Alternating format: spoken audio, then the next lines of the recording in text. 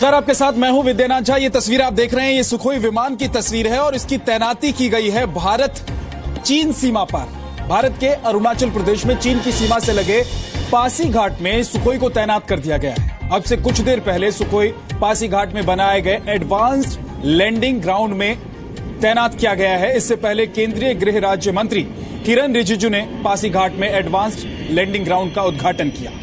इस मौके पर भारतीय वायुसेना के ईस्टर्न कमांड चीफ भी मौजूद थे।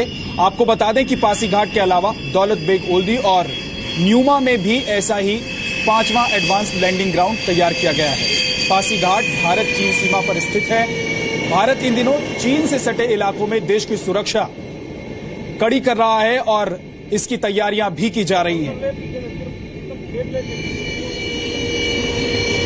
पासीघाट में ये सुखोई की तस्वीर आप देख रहे हैं, लैंडिंग के वक्त की ये तस्वीर है। सुखोई की तैनाती की गई है और सुरक्षा व्यवस्था पुख्ता करने के मद्देनजर पासीघाट में सुखोई की तैनाती की गई है। भारत और चीन का ये बॉर्डर इलाका है जहां पर इस विमान की लड़ाकू विमान की तैनाती की गई है। अब दो तस्वीर आपके सामने हैं, भारत चीन सीमा पर सुखोई की लैंडिंग और साथ ही दूसरी तस्वीर आप देख रहे हैं जहां पर एडवांस लैंडिंग की व्यवस्था की गई है। यहां पर किसी भी वक्त लड़ाकू विमान से लेकर तमाम तरह के विमानों की लैंडिंग की जा सकती है और सबसे पहले सुखोई को यहां पर लैंड कराया गया है।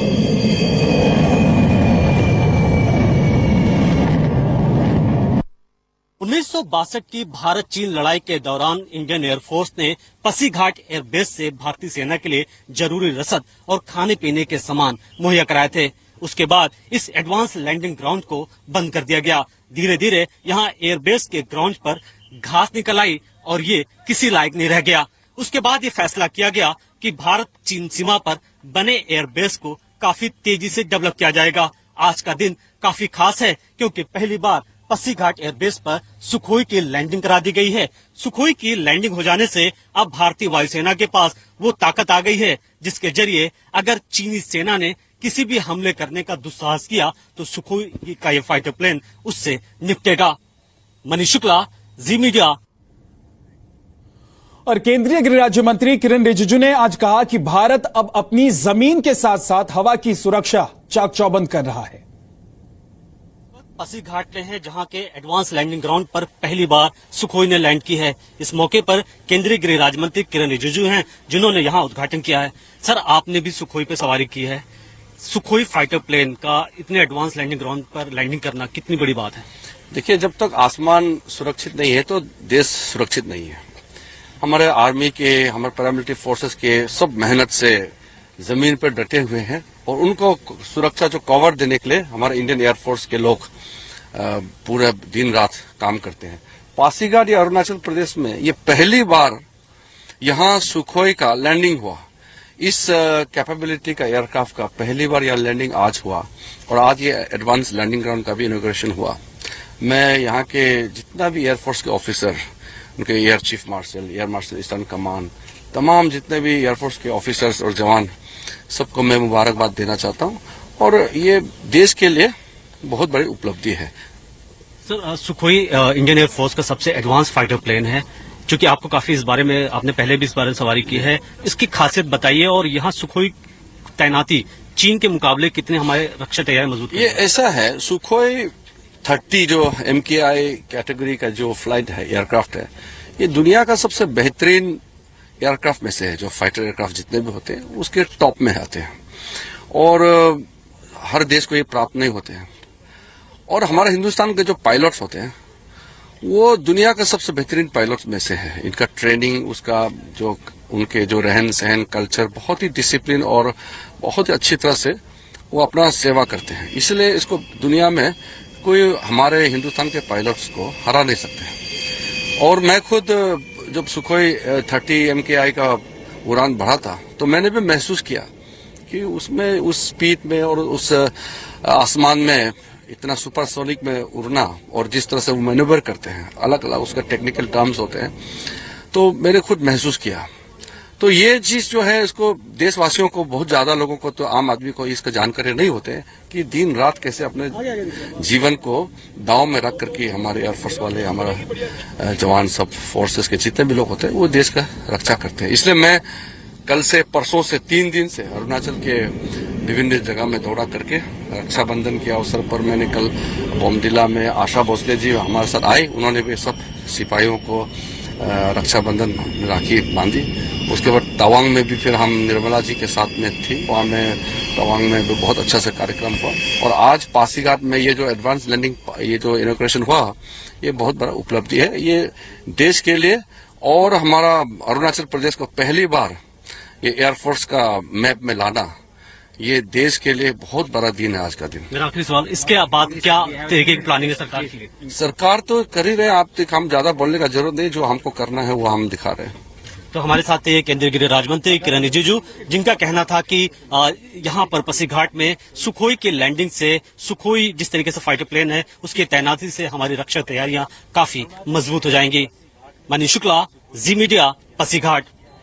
तो किरण रिजिजू पहुंचे थे एडवांस लैंडिंग ग्राउंड का उद्घाटन करने के लिए, जहां पर सुखोई को भी उतारा गया है, इसकी तैनाती की गई है। हालांकि आपको बता दें कि भारत चीन सीमा पर पासीघाट एयरबेस पर इस सुखोई की तैनाती की गई है। ये पहला मौका है जब इंडियन एयरफोर्स ने अरुणाचल प्रदेश में लड़ाकू विमान की तैनाती की है।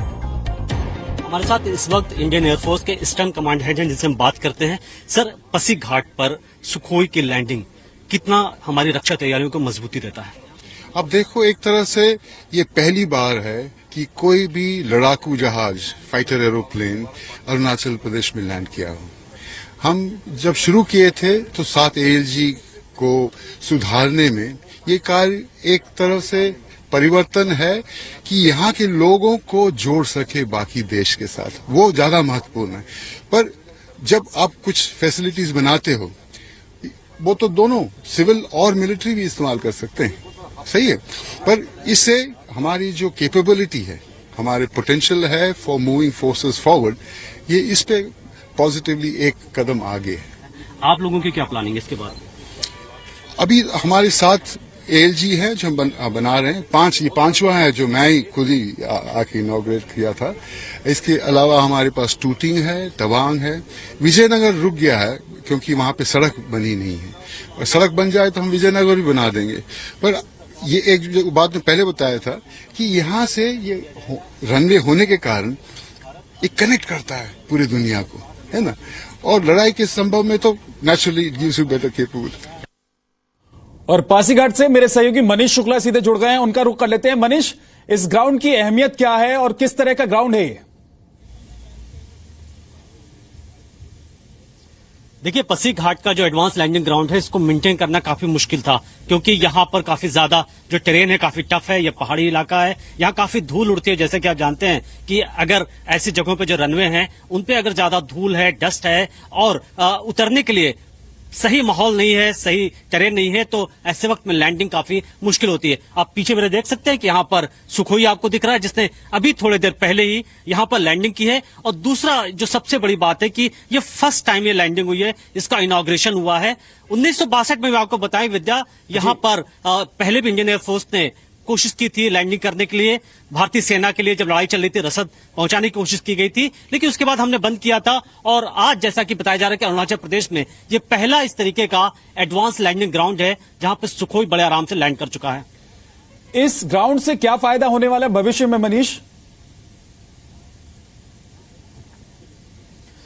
देखिए, जिस हम इलाके में खड़े हैं वहां पे जो अरुणाचल प्रदेश की जो सीमा है चीन से लगती है, उसके महज 30 किलोमीटर दूर लिंजी एयर बेस है चाइना का। उन्होंने 30 किलोमीटर के दायरे में अपने फाइटर प्लेन रखे हुए हैं। तो बहुत दिनों से कहा जा रहा था कि अगर उन्होंने उस लिंजी एयर बेस का इस्तेमाल किया हमारे खिलाफ तो बिल्कुल कट ऑफ हो जाएगा अरुणाचल प्रदेश में, हमें उनके अटैक को रोकना मुश्किल होगा। और इसीलिए डिमांड की जा रही थी कि अगर यहां पर इस कैपेबिलिटी का जो हम सुखोई देख रहे हैं, जब तक फाइटर प्लेन की तैनाती नहीं की जाती है, क्योंकि इसके बाद आप देखेंगे अगली बार जो हरकुलस है C-130J जो ट्रांसपोर्ट एयरक्राफ्ट बहुत बड़ा, उसको भी लैंड कराया जाने वाला है। तो एक हमारी स्ट्रेटेजिक डेप्थ होगी। ये जो फाइटर प्लेन है चीन के अंदर काफी दूर तक अगर ऑपरेशन जरूरत पड़ेगी जा सकेगा। C-130J जब यहाँ लैंड करेगा, जो बहुत छोटे रनवे लैंड कर सकता है, उसके जरिए हमारे जो कमांडोज हैं वो भी ऑपरेशन कर सकेंगे। तो एक सुरक्षा के लिहाज से बात करें, रक्षा की बात करें, एक बहुत बड़ा कदम है।